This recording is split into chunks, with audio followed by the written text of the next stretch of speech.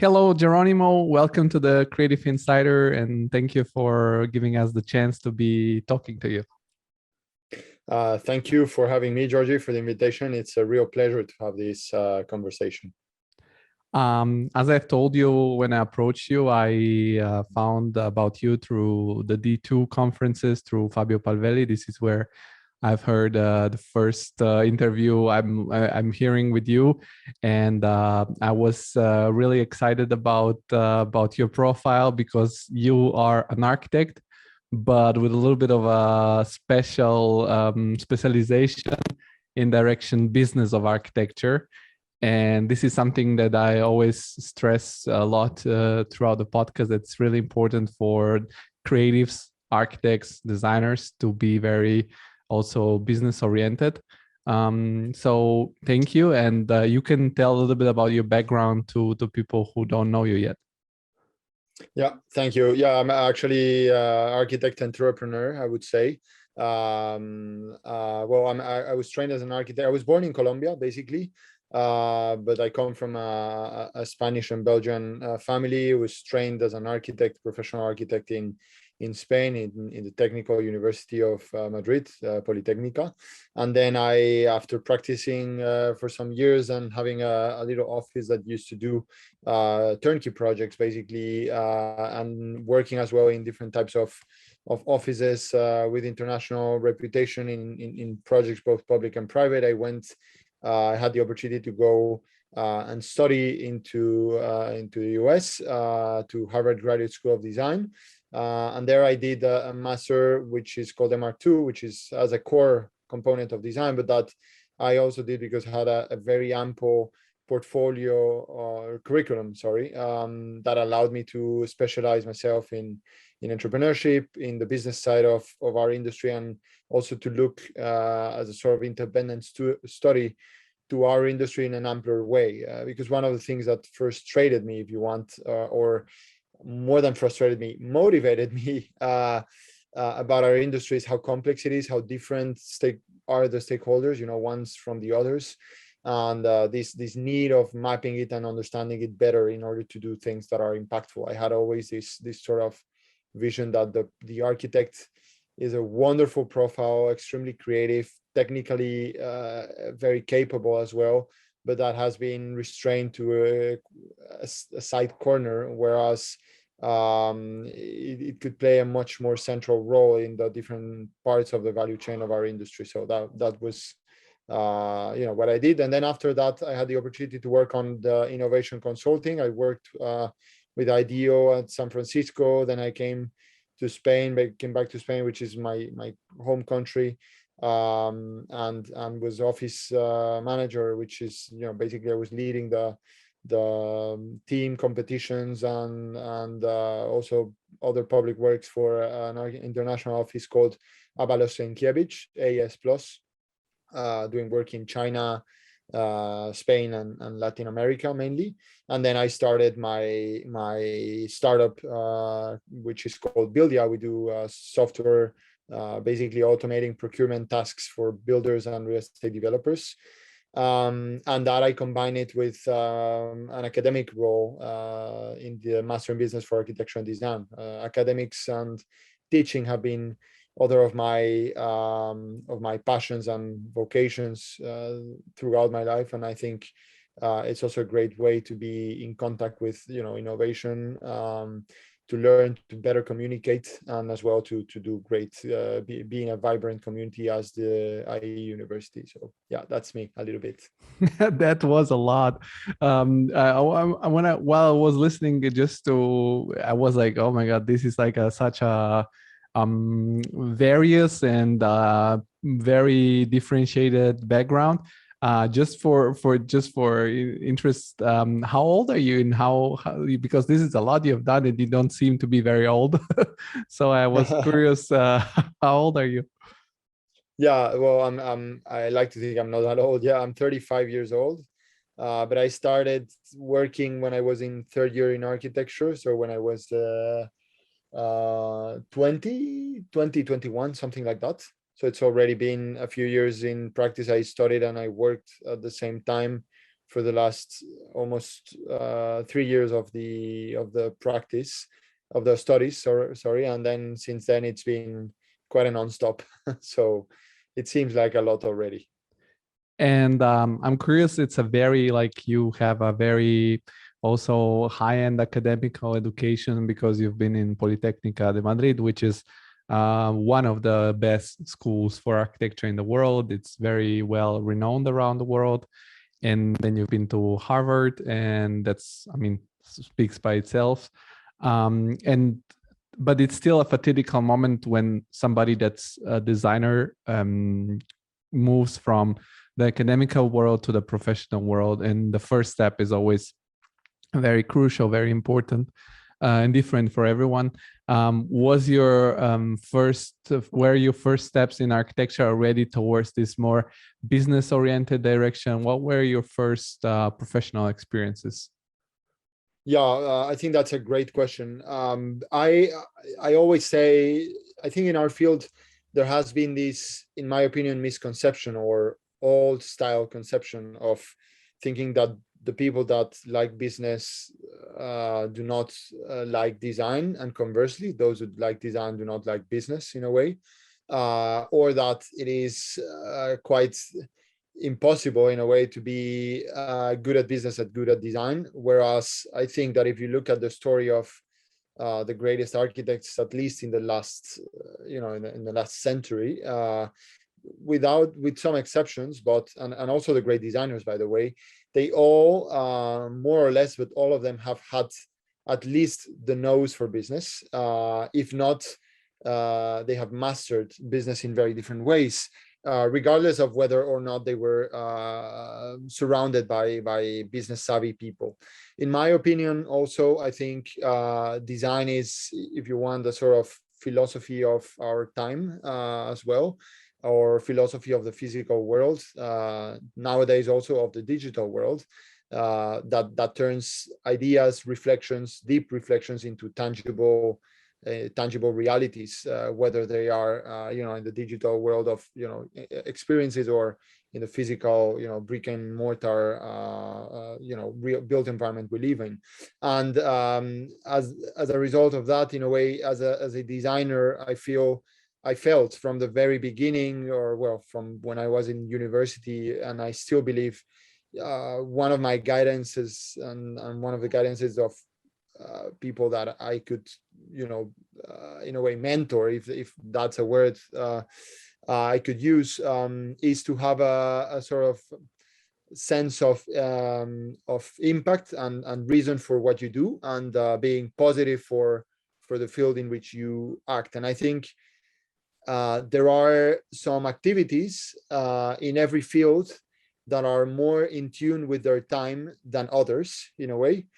And there are other activities that are more in tune or more needed in time, in certain moments of time, than others, right? And I think business, I came to business because I felt that, or I turned my attention to business because I felt that somehow there was an over-dimensioned response and discourse on some aspects of design, although it's never enough speaking about design, especially if you like it. But in our field, there was a sort of over-dimensioned attention to that, and so little has been said, done, and contributed to from the perspective of business, and how business contributes to the world of architecture, to the built environment, and to making better cities, better life for everyone.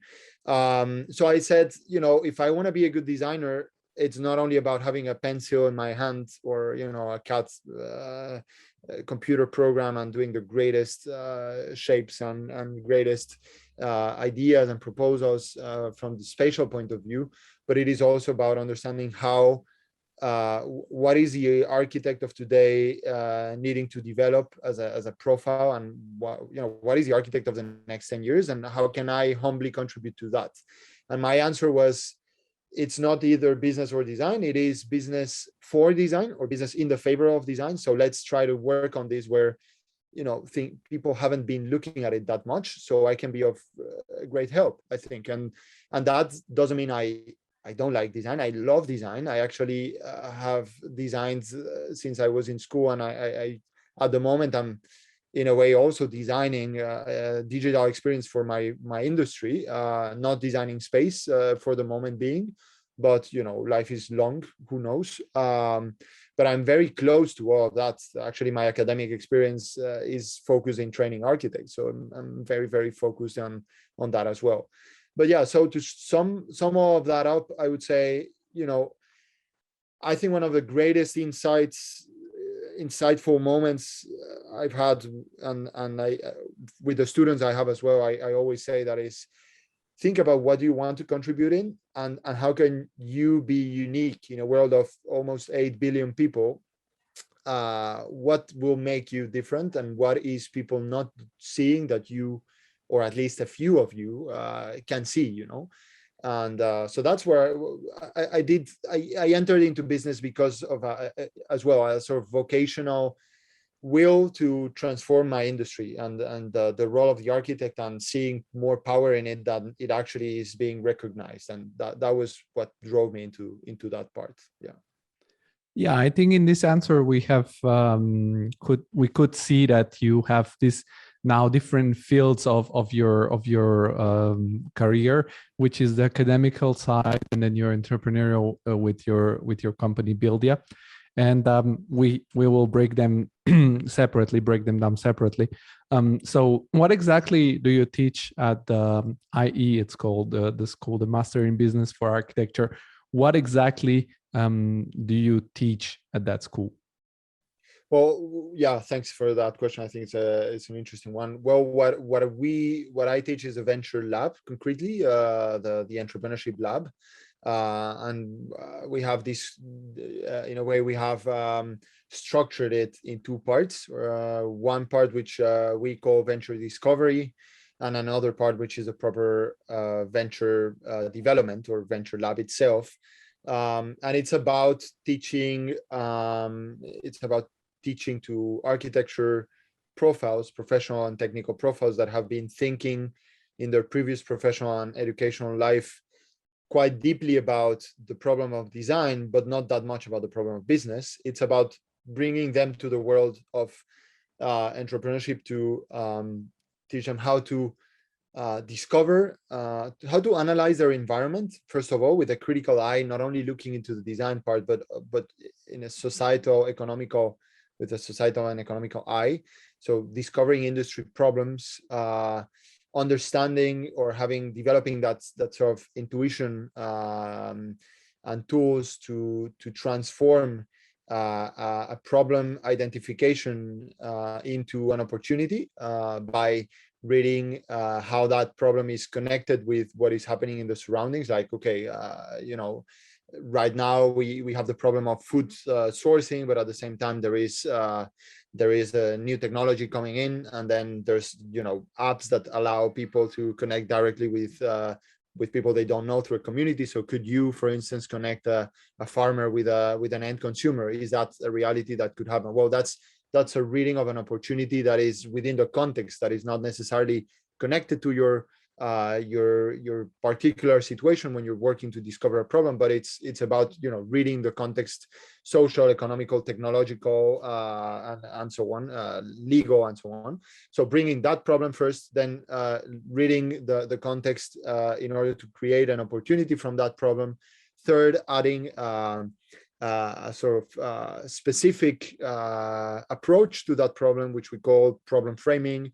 And then finally developing value propositions, so solutions in a way that generate value for the society and for the entrepreneurs as well, as a result to basically solve those problems, right? So those solutions, what we try to do is bring them to a point as innovative as possible, and for that we are precisely in academia in part. But at the same time, do them feasible, technically speaking, at least in the short term, and think about how they can become economically viable as well. So businesses or organizations that are sustainable by themselves, that produce the wealth not only for their founders and their teams, but also generate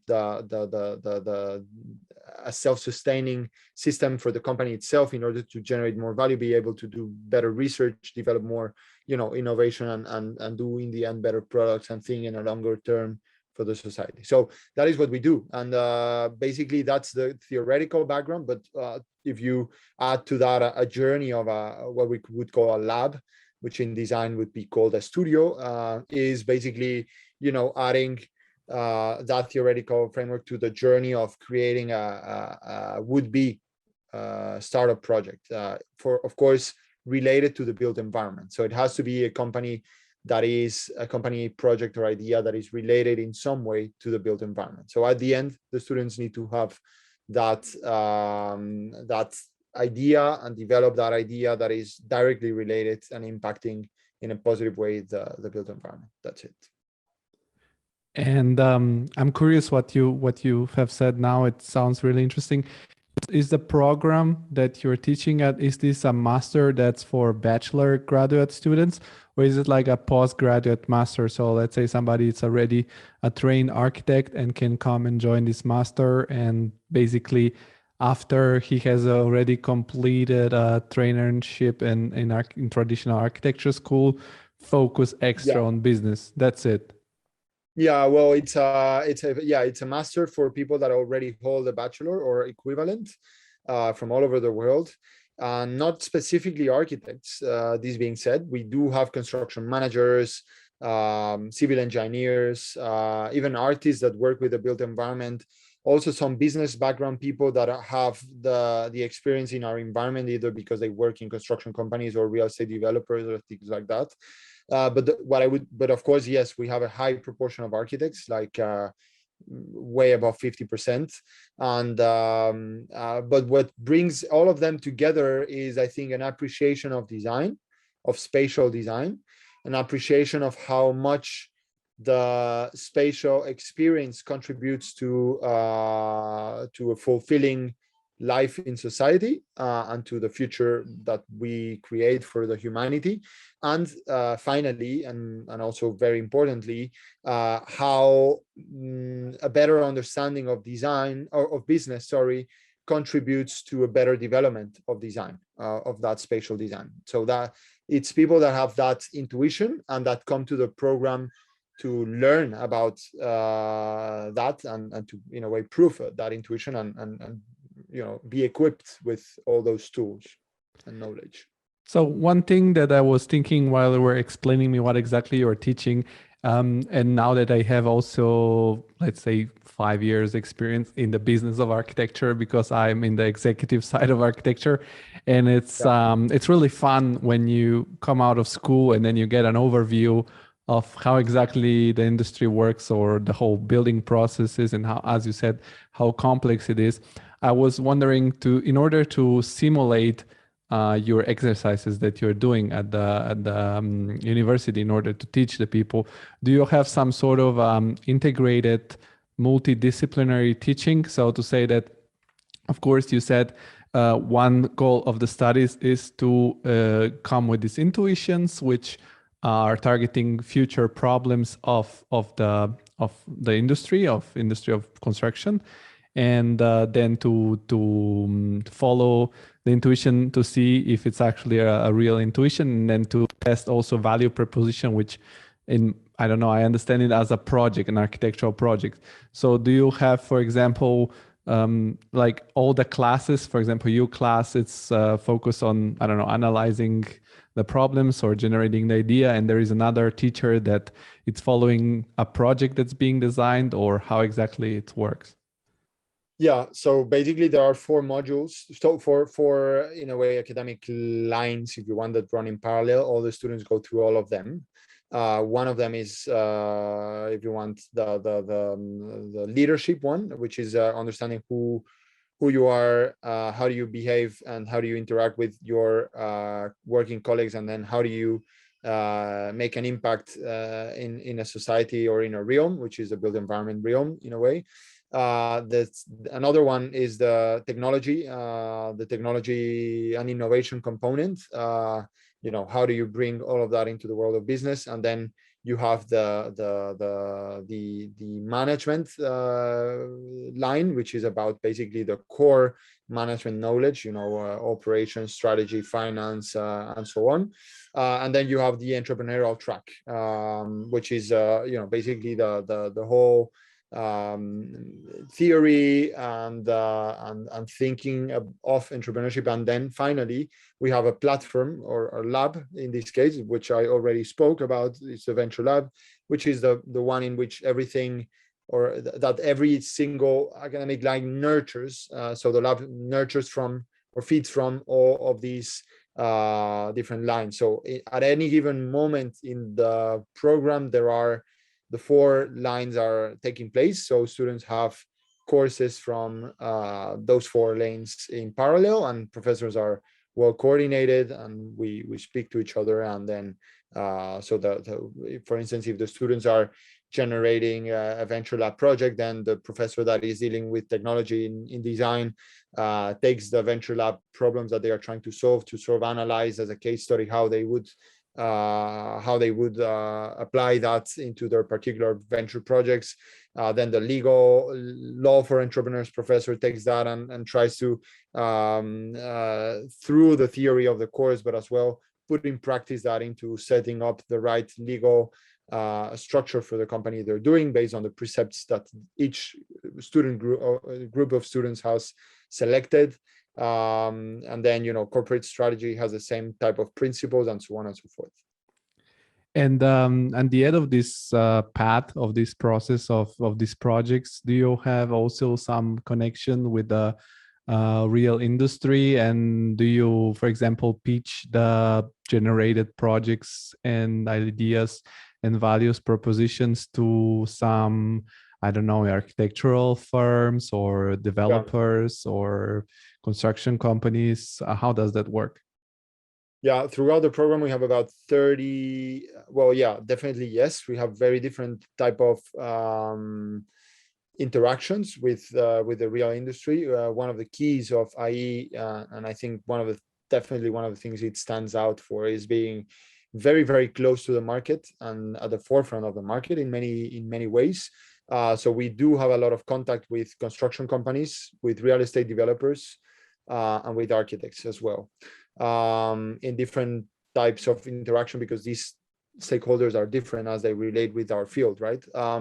But definitely the students pitch their projects to juries that come from real estate, construction and architecture firms, also from investment firms, venture capital firms that are investing in construction or in the real estate industry in a broader sense. And as well, we have what we call the Business of Design lecture series, which is a lecture series and visit series in which we go to, or we host, or we go to nearly 30 types of companies, or 30 companies that are located either in Madrid, in Amsterdam, the Netherlands in general, or London. So, and then we host a number of online company lectures that come from all over the world that complement this Business of Design lecture series. And what they do, or what these events are about, are it's CEOs, COOs, founders, head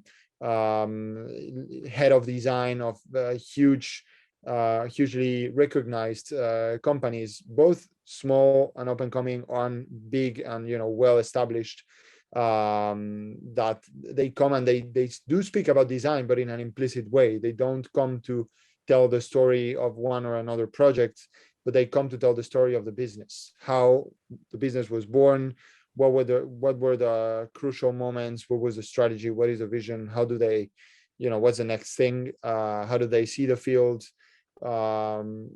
Many different fields, topics are touched, and it really depends on the office that is delivering the message. And I was wondering, if I were somebody that's listening to the podcast and it's considering to join the program that you just illustrated, I was curious, how long is the whole cycle of studies to complete this master? And is this a private university? What are the costs to join the program eventually? So the program is a 60 European credits program, official program, which means that it's internationally recognized, and it can, depending on the track you're going for, but it can help you to follow further academic paths as well. And it's also widely recognized for in the professional world. Its duration, it's a blended format, which means that the vast majority of it is online. All of our students work and study at the same time, and the program has 3 periods that are face to face in Madrid, in Amsterdam, and then back in Madrid for graduation, and then with a little visit, short visit, but very intense visit as well to London. And then your other question was related to the costs. We do have, so it's a private university. Yes, it is in a way a university that delivers top management programs. It's within the 5 top places for entrepreneurship in the world. Depending on the rankings, you can see it sometimes 3rd place, 5th place, depending on what you see, but it's been widely recognized for that and for the quality of its business management. So the costs, the value of the programs is really high. In terms of costs, we do have very different ways to help our students to enter, but I would say for the value that is delivered, I personally, and humbly, of course, I'm not, my title doesn't make it 100% objective, but I do believe, having been in other universities as well, that the relationship between the value you receive and the cost is extremely optimal. We are speaking about a program that is around, in the high 20,000s, so nearly 30,000. But of course, we do have many actions that try to attract the best talent globally, and that help the students to basically access this and access tuition fees or scholarships and tuition fees reduction. We do have competitions for students that want to enter, and so on and so forth. So what we encourage students to do is to apply during the application program. Of course, yes, I mean the scholarships can only go so far, right? But we do help the students that deserve it, definitely. And there are different ways. So what IE does as well, one of the things it does better than many universities is being close to the student. So it's a place where if you have a doubt, even if you're not a student, they will solve it right away. They'll be with you. They'll assist you in a very genuine way to lead you to the program that truly responds to your need, whether or not it is a program that you entered or asked for, or whether it's a program in the university or not. They're very honest in that way of selling that, and so that makes it phenomenal for students or potential students to just reach out and contact the admissions team, start their applications if needed, assist to the events that are informative about everything that's done in the university, and then as part of the application process, get informed about the initiatives we have to help our students find the way to come to IE and have this transformational experience. So that's it. Yes, totally. I wasn't like the amount of money for me wouldn't have been like a material of judgment. It was just because the whole point is, when I interview each of my guests, I try to deconstruct what they do and to give the audience the information so that they have a complete overview. Because most of the newspaper and magazines that are field related, they just will explain you a little bit of the top of the iceberg, but not the whole situation. So I want to also undergo the feasibility of, I don't know, eventually joining your master's of business. Absolutely. Absolutely. I mean, no problem at all. That's actually, it's a pleasure to be able to share that. So no worries. And now I'm going to go with a little bit of questions that are very interesting for me, because I'm somebody that has started a podcast, and I clearly have some entrepreneurial mindset or character, so to say. And I thought I'll first explore this field by just talking to people that are that have different experiences, because I mean, in the end of the day, we can live only one life and we'll have only one experience. So by talking with people that have had different experiences, I will learn their own path.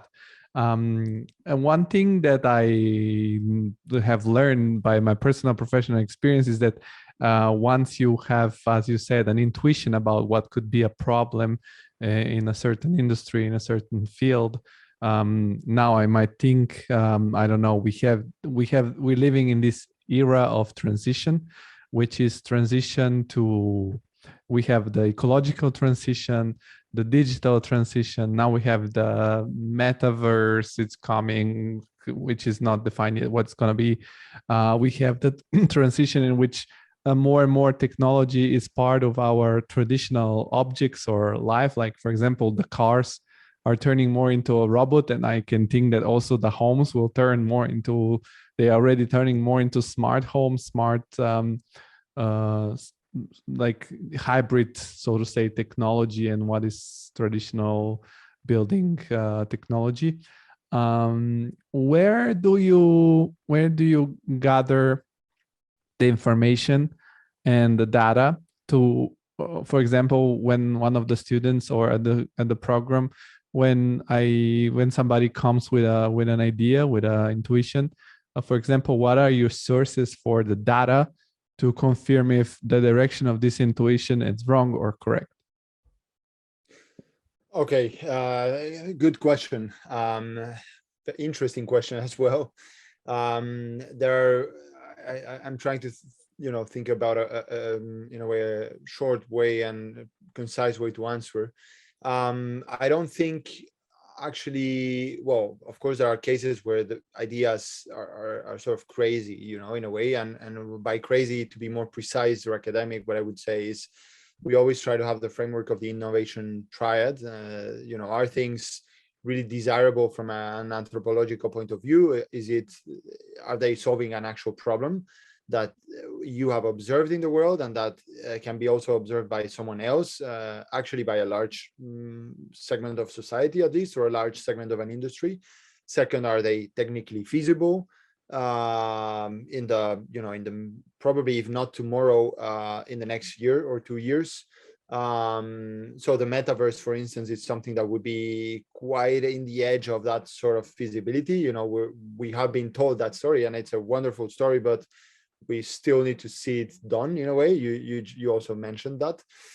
So to give you a sort of framework of the type of approach we seek, and then finally the business viability, right? So within that, I think a university is not only a place to train people on tools, frameworks, knowledge that we already know, but it's fundamentally as well a place to generate knowledge.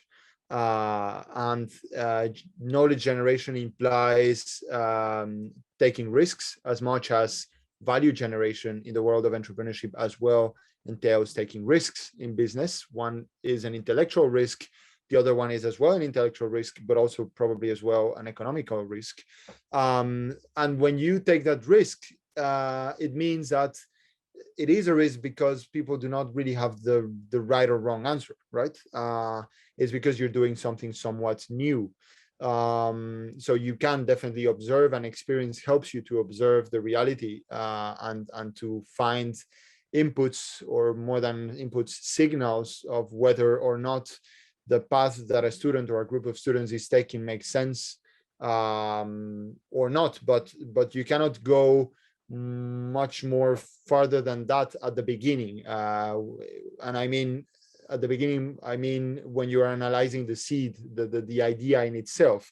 I am as well, as we discussed, an entrepreneur, and I have the honor and I would say responsibility as well, and luck of being backed by other great entrepreneurs and great investment funds and mentors and so on. And you'll find that good investors, good mentors, they never tell you, do this, do that. They tell you this is something that you should be aware of, and this is also something you should be aware of. We think this could be positive for you because of this and that, but you are the owner of your company in a way. And I think academically speaking, it has to be that way as well. So it's not like your idea does not work or your idea works. It's about, okay, you're trying to work, for instance, into, I don't know, circularity in construction or reducing embodied energy in construction. There are 100 ways to do that. So be aware of what is a problem that you have defined. How do you want to frame that problem? So how do you want to attack that problem that in a way that is feasible, viable, desirable, and that, very importantly, as a human being and as an entrepreneur, resonates with you, resonates with your story, with your resources, with your environment as well. I mean, it's not the same to do a company in Israel than doing it in, I don't know, Egypt or Australia. It's radically different.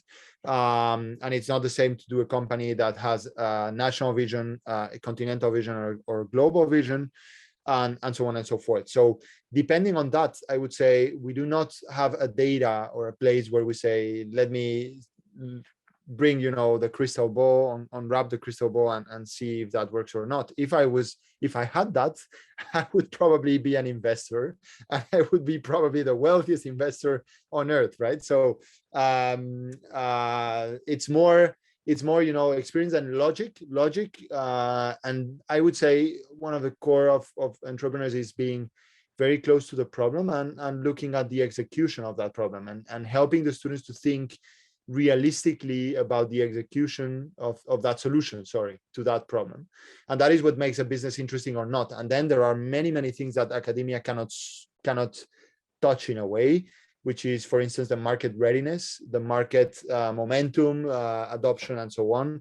And those are things where you can actually look for signals, exterior signals, by doing research into entrepreneurial publications, into business databases, into many different places that, depending on the field that they are attacking, you bring or not. But one of the great things of IE as well is, and of academia in general, I would say, it's a community, right? It's a community of expertise. And as well as in a startup, one of the things you see when you see great startups, or even not even startups, great design offices, is they are a community of expertise. The CEO or the architect in chief or founder of the office or the studio is not a extremely knowledgeable person in every single aspect of its industry, but they are very good at crafting an ecosystem that is diverse and that complements, in which people complement each other and find the answers all together. And I think that is one of the keys as well. And with this, I wrap my answer of the change between the previous architect, the architect of the previous decades, that was more, in a way, enlightened by inspiration and by the artistic component of practice, as opposed to the architect in which I believe quite strongly of the coming decade, and probably after as well, which is an orchestrator of knowledge and of processes, and a person that is able to generate a vision and to generate the right environment for co-creation with people that know much more than him or herself in many topics, but complement each other in a perfect, synchrony towards the vision that they are creating. And that, I think, is in radical tension with the old idea of authorship. I think that old idea of authorship, in a way, is becoming progressively obsolete. And I'll leave it there, right? But yeah, that's a sort of long answer, I guess. No, I couldn't agree more. And this is something that has frustrated me personally too, because I have a background in education in Rome at the University Sapienza. And then I moved here to Germany, where I studied at the Frankfurt University of Applied Sciences. And you can imagine that one is a university, so very academical, very traditional in a city like Rome. And then I came to a university which is here in Germany, it's even called school, because you do more practical things. And for me, the two worlds were like, okay, one is completely completely abstracted from the reality, and the other one is completely emerged into the real world. So every question you'll get by presenting any of your project would be, yeah, but have you thought about this and that and how they're going to do it actually? And I've completed my master thesis in Rome, and when I presented it, one of the critiques was that my thesis was too real, was too based on something that could have been actually built, and it's not creative enough, so to say. So I couldn't agree more with you that exactly this transitions that we're currently living are pushing more and more the architects to become this new figure which you're mentioning. What I was curious also is because you said yourself you're an entrepreneur, and your business is not the classical architectural firm that solves a design problem, but you serve firms through a technological product that serves part of the process. In your school, in your master, do the students develop only solutions for design problems, so to say, or they also develop solutions for process problems? Yeah, thank you for the question as well. I think no, I mean the only red flag we put is work on something on a problem that is related to the built environment.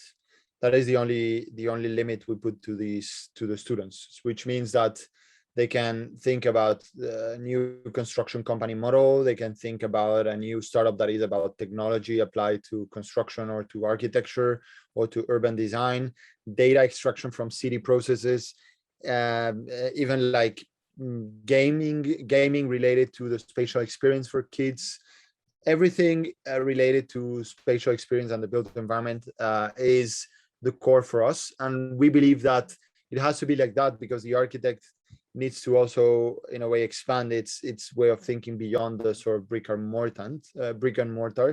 So that is what we do. I do find that actually with experience, the more and more I see projects and so on, I within this openness and this encouragement we give to all, or we this encouragement we instill in the different groups, I do find that it is very needed at this moment to think about problems that are residing at the core of the design office, which has been thought in a very similar way for the last decades as well, the last few decades. And there are so many opportunities to change things there by adding a more entrepreneurial and scalability mindset in a way, and also a more client-oriented mindset without forgetting the component and the importance of design in itself and the value of design in itself as the essence of a design practice, right? So in other words, to be more precise, one could say, I'm going to do an architecture office that is going to be doing, I don't know, commercial work and so on and so forth. But one can start thinking about an architectural office or a design office from a radically different point of view, and end up doing a massively interesting company. Like I don't know, I could give a few examples now that have been interesting projects, but what about orchestrating a local environment of stakeholders and collaborators that provide different components of the value chain of design and construction, connecting design and construction within the architectural firm? That would be one. Or what about doing a company that is focused only on the omni-channel experience? So how do you bring together the digital experience and the spatial experience of the real world into one seamless experience? Sorry for the redundancy. And how do you think about that as a service that is fundamentally architectural? That generates a radically different company than just the architecture office, and that goes from thinking at that high level, but also going into how are these processes going to be, what are going to be the people in the team, what is the market you're going to be attacking, how are you going to explain what you do, Is there a category that can be, you know, are you an urban designer? Are you a digital designer? Are you an architectural design practice? Do we need to find new categories if that's something reasonable or not? Those are debates that are out there, and that you know, I think are worth questioning in university. Very risky in the business world, but in university they're important to be posed, right? So yeah. One thing that I was thinking, and that I also, you know, I always try to read about these topics online, and one of the traditional way for starting, for instance, for example, an architectural office, that then sometimes some of the offices that we know, they develop into more different things, but the beginning, which I've went back to, is often to participate to architecture competitions, and then win one eventually, that will give you the boost to the, in a sense of economical and fluidity boost, to start a company, and then from there you can build your authority with this first project and gather clients, and then if you're a good entrepreneur, then you can develop and scale up as with companies that we all, I don't know, we know a lot of these world renowned studios. And on the other side, I've read a lot about the startup ideas, the MVPs, the startup way of doing things. And after I've read that, to me it sounds like really high risk and low chance of win to always participate into these competitions that are the traditional way, and developing these very complicated projects, and eventually then just lose time and investing time and money on this approach. What is, in your opinion, for example, through also the business studies and the business approach you have, what could be a different way of starting some design business? Should be, of course, one thing you said is to find your unique selling proposition, which would be how do you differentiate yourself from the rest. But what could be a prototype, an MVP that you can bring to the people that actually have the money to make the projects happen? Yeah, this is an extremely interesting question, and I think there are so many misconceptions about this. And it's also a topic that generates a lot of polemic, because I think that people think about these things with too much passion. In a way, we are designers that like to design are by definition passionate in a way, and that's good, but it has its downside as well, and I think this is one of the downsides. Before I answer, I must say that I myself have loved competitions. It's probably one of the aspects of architectural profession that I have enjoyed the most. I enjoy the intellectual risk. I enjoy the stress. I enjoy the creative process, the crisis that happen when you're doing big competitions, the how open you can be in one of these designs, and so on and so forth. But that doesn't mean that I cannot look critically into the model. And I think that if you scratch a little bit the surface and you look into literature about this, you will find the most versed architects and prolific architects in competitions speaking in a very analytical and critical way about themselves. Namely, for instance, I don't know, Rem Koolhaas about the Helsinki and about other architectural competition processes. And I think that is important. We tend to think, oh, we look into the surface and you see this architect that wins competitions and you think they only do architecture through competitions. But the reality is that that's not at all the case. The success ratio of architectural competitions in practices that are already successful by themselves and that do have a track record of development of competitions is very low. It's below 20%. If you are lucky, you have a 15%.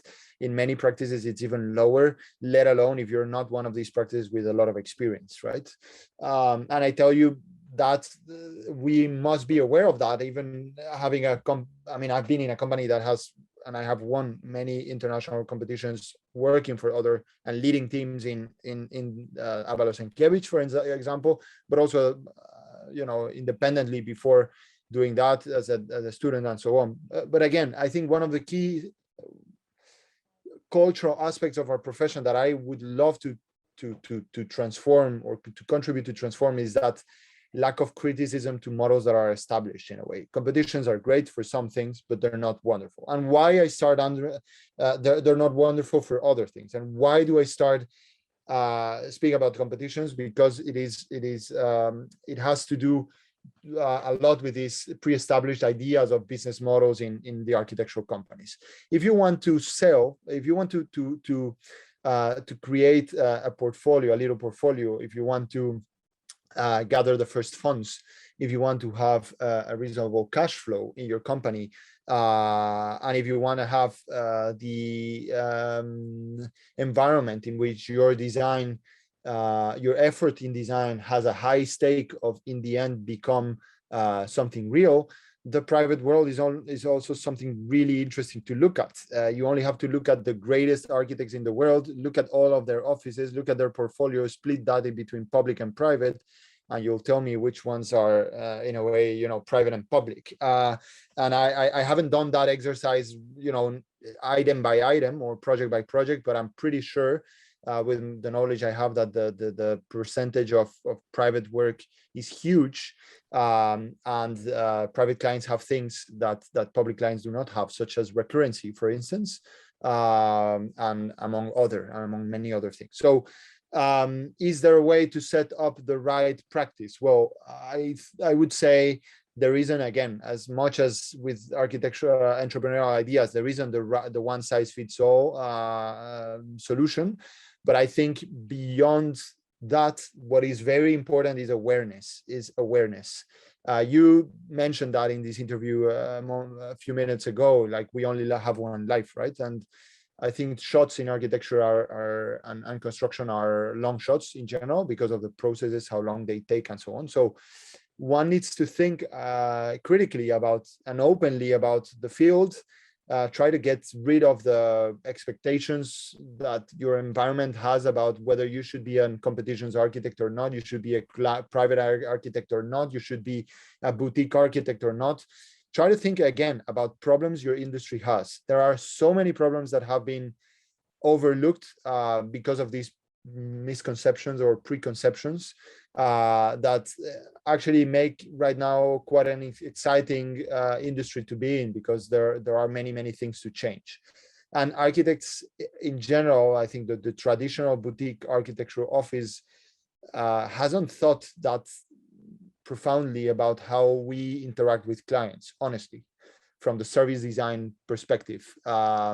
There is a huge opportunity in there. There is a huge opportunity in being aware of what is a market in which you are, how can you be different, and within those two, do you want to work on the private world or the public world? And within those two, do you want to be an actor that responds to brief requests or to competition calls, or do you want to take action as an entrepreneur, more even like a one step ahead and take you the action and be the orchestrator of a process, such as developing or pitching to investors about this architectural project that you have, or this transformational design experience you have, or going and selling to a corporate, huge corporate that does, I don't know, retail, and that is investing a ton of money in new spaces and in new technology to do e-stores, and pitch them about how their experience could be much more seamless between their stores and their website, for instance. Those are things that we never think as architects, or we're not trained traditionally, or we were not trained, at least in the previous years, in architecture schools, doing in a way quite a generalization, quite a superficial generalization. But I think there's a lot of room there to think about. And I think if I had to say something, only one thing would be, awareness. Start. This is the time, in a way, everybody speaks about self-awareness. So use that self-awareness applied to your business, right? Think twice before you start doing things, because maybe the most unexpected the most misvalued market, location, and problem approach might be the most successful in the next few years. Who knows, but get rid, and I think that has made so much damage to our field. Get rid of those black and white conceptions of the corporate versus the boutique, the the author versus the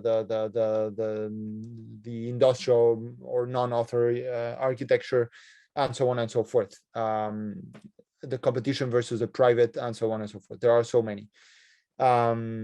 That would be my answer. Again, long, but I guess this is an interesting topic to debate. Yes, totally. And I think your inputs are really interesting. One thing that it's always very helpful to explain or confirm a thesis, it's a demonstration.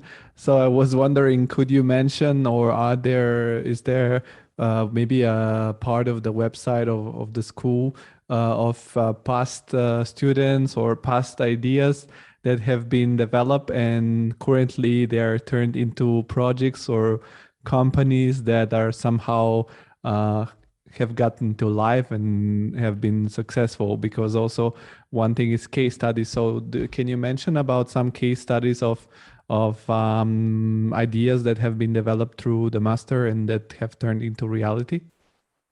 Yeah, absolutely. Georgi, just before I get into that quickly, and forgive me for just coming back to the previous question, because I think this is important as well for this new answer. Another thing is the definition of what an architect is. I think using the metaphor of a tree, right, in a way, which is a little bit cheesy, but I still think it's valid. The higher the tree goes, the deeper the roots go, in a way, right? But in order to go high, you need to be aware of, what is the essence of the architect, but as well, how can you blur those lines beyond that essence and expand that definition of the architect into different environments or different areas that are related with spatial experience, but are not the brick and mortar construction per se, within the conception of that as the root of the architect, right? And if you look at that, for instance, a company like Cord, CORD, this is just something that comes to mind, but it's a company about curb management in cities, and it uses technology, but it's basically defining and optimizing the use of public space and the management of public space for cities.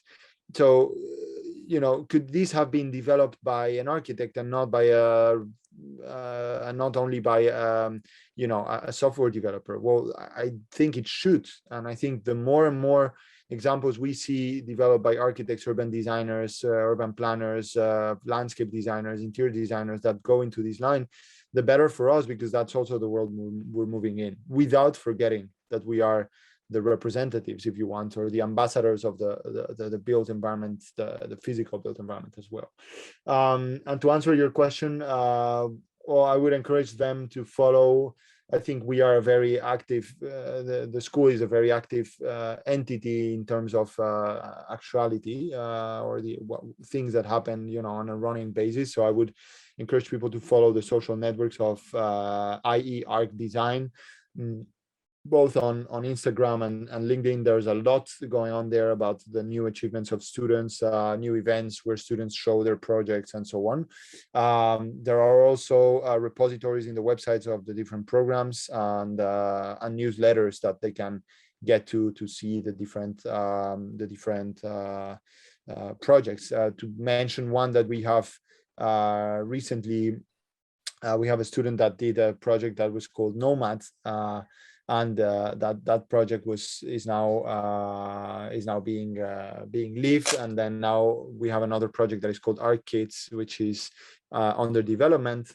I cannot share a lot about Art Kids because, as mentioned, it's under development, so I don't want to open too much things without the permission of the students, which took it into a real company now, and it's in their early stages. But the Nomad project is a company that is exploring the unused spaces in different cities in the Middle East, to generate pop-up experiences that are not the traditional retail pop-up, but other types of pop-ups of medium term and higher value, if you want. So like, for instance, what if we do a pop-up store for 6 months in which instead of a store for clothes, there is a kitchen, and in that kitchen, different type of gastronomy businesses and creatives can come and test their concepts for a few days without having the whole upfront cost of doing a kitchen, doing a community, and so on. So the pop-up space generates that community, generates the space itself, and contributes to the creation of such business with a value proposition that is both coming from three ends: the business itself, the technology, and the community, the space design, and in this case the industry specific gastronomical end. The art kits is about doing toys or games that are between the scale of a building and the scale of a toy itself, in which you cannot enter. So it's a toy that kids can manipulate, but in which they can generate a spatial experience that develops many types of senses and many types of human skills, early skills of these children. And these are toys that are not necessarily concrete in the way they're used. They're very abstract. The pieces should be able to combine in a very abstract ways, generating spaces that do not necessarily have an identity, but do different, just get different shapes, as much as the Heuvel gives,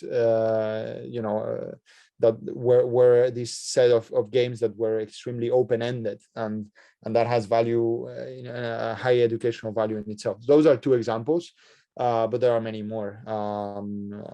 Those. So we have had on the podcast the chief design officer of PepsiCo, Mauro Porcini, and he has written a book that's now only in Italian, but soon will be in English too. It's about the age of excellence and the innovation and how they do innovation at PepsiCo. And throughout our interview, he also always mentioned how also generating innovation, it's combining often two different fields that maybe are in contrast or not exactly usually together, mixing the ingredients in a different way, which is basically also what you have mentioned. And you have also a company that's, we haven't had the time to go deep into your company. Maybe that will be for another podcast where we will talk about that separately. Wonderful. But it's combining, for example, in your case, also informational technology with a specific problem in the architectural process, which generates a new product. That's what you offer. Do you have some way of contacting also external experts in the school or for yourself, for your job? Because of course, if you are developing, for instance, something that's technology integrating IT, the architects and the designers usually don't have the expertise, the level of expertise that you need to integrate these two things. So how do you find the rest of the experts that you don't have? Yeah. Well, I think the role of a CEO and the role of a lead architect as well in a design office is to generate that ecosystem of knowledge. A company is the sum of its people, and I think that is fundamental. So from that perspective, the first thing to do is to be aware of what are your, again, let's go back to awareness at the beginning of a business, right? So be aware of what are your strengths, what you can do or what you cannot do, and why you need other people, and how you can complement those other people, not only technically speaking, but also personally speaking. So if you are good at perseverance and vision and design, maybe you need someone that is also good at, I don't know, timekeeping and motivation and technology. So those are both complementing at the personal and at the technical level. And I think the more you add facets to that group, the better. In terms of how to look into them, I think it's much easier when you are when your brain has done that previous awareness exercise. There's a joke, you know, or more than a joke, there's a reality. We sometimes, you know, I'm sure you in Italy as well have that. You know, when you buy a car, like any type of car, then suddenly you go into the street with that car, and then you start seeing everybody with the same car, right? It's like, you know, before I had that car, I didn't even notice people had that car, or before even I knew about you know, my desire to buy that car, I didn't see people with that car. But suddenly when I have it, then I see everybody with it. And then the same happens with a kid. I have been recently as well a father, and then, you know, the moment you are a father, then you start seeing people with you know all sorts of kid things, and you know, noticing where parks for kids are and so on. This is the same with the contacts of people, right? Be aware of what you need, be aware of what you can bring, and then the opportunity won't pass in front of you without you noticing. It will be automatic. So that's why I think awareness is a fundamental exercise to do. And I think it's something I enjoy particularly well. I'm not sure if I'm good or bad, but I do enjoy, and I think enjoyment is one of the components to become one day good at it, which is networking. And you know, in networking, people tend to think it's about establishing the contact, but I definitely, it's not about that for me. It's about what is a genuine thing that connects us, right? You know, you and me, I mean, we didn't know each other. Now we're having an hour and 20 minutes conversation, which is being great, and probably will stay in touch because you understood that there was a value in the podcast I had the honor to do with Fabio at D2, and then you establish a connection, and then I see that there is value there, and then we engage and we start a conversation in an open way. I have no preconceptions about you, you have no preconceptions about me, and so on and so forth. And then if I know someone that is interesting, I will probably recommend it to you, right? But because I know I can provide that value, and it's about having that antenna open, right? In a genuine way. And I think we are now in an accelerator called Lanzadera, which is very renowned here in Spain, and they have only in a way one key role in the culture of this accelerator. There are more than 400 companies there. It's translated in Spanish, from Spanish to English, is give, ask, demand, right? So before anything you give, then you ask, and then if not, maybe one day under very specific circumstances you'll have to demand when you have given a lot, right? So before anything, be able to give. In order to be able to give, be aware of what you need, what you can deliver, and that's what makes the best capacities to network. And I'm sure, like, if you do the exercise in LinkedIn, try to email someone that you know, you want to be close to, you admire, but you have nothing to, in a way, offer. It's going to be fine. You might be their follower, but if you want to really establish a genuine conversation with them, what can you offer?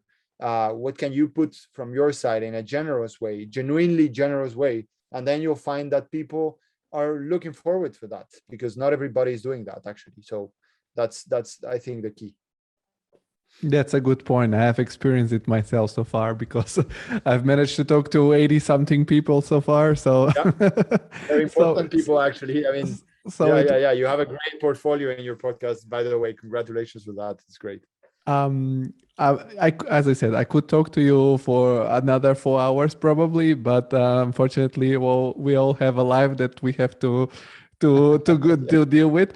In your case, I want to conclude the interview with 2 questions, because usually the final question is what inspires you.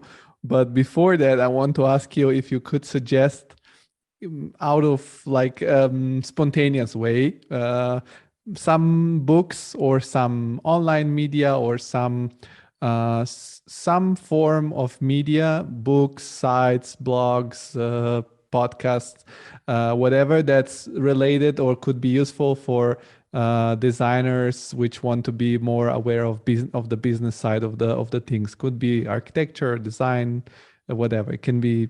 Yeah, you go. Okay. Well, you know what? This time I'm gonna go for a book that is called Triumph of the City from Edward Gleiser. And it's a very interesting book because well, I'm actually almost done with it, but not. I'm reading it at the moment. But it's being a really amazing piece of experience reading it, because first of all, it puts the city, the name itself just speaks for itself, but puts the city at the center of the debate of the value of it as a generator of knowledge, innovation, value for society and progress, as opposed to the countries, not as opposed, but as an alternative in a way to the countryside, or the lack of a civilized countryside.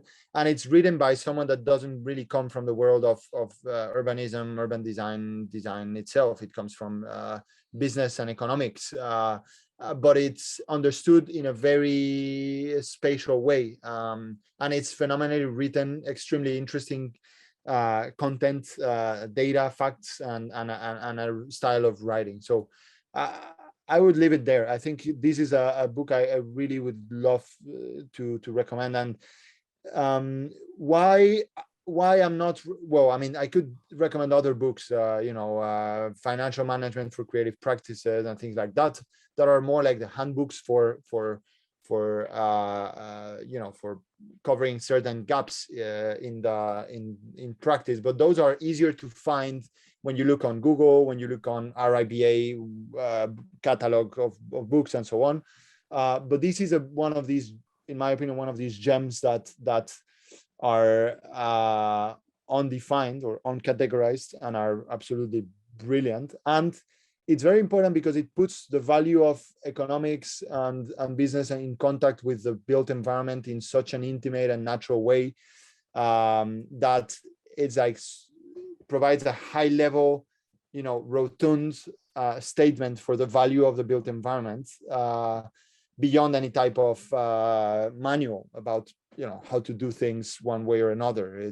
This is not a management guide. It's just it's just an essay about the importance of the city for civilization, from an economic mind in a way. So I'll leave it there. That sounds like a great way to conclude our conversations. I tell everybody that this is the first time you're on the show, but doesn't have to be the last time, because as we have noticed, there are so many topics that can be covered, and everybody that comes to the podcast will be always welcome back. And I'll be putting all the links in the description, and this will be probably a YouTube video, and also in the show notes in the audio format, so that people can check you and the school and your business. And I want to thank you one more time for participating, and thank you very much.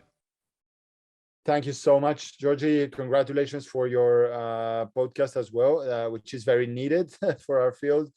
So yeah, looking forward to see it published, and it's been a real pleasure. I've enjoyed it a lot. So thanks to you, and thanks for those that might listen to us in the coming days or months. Thank you. Have a good evening. Bye bye. You as well. Bye bye.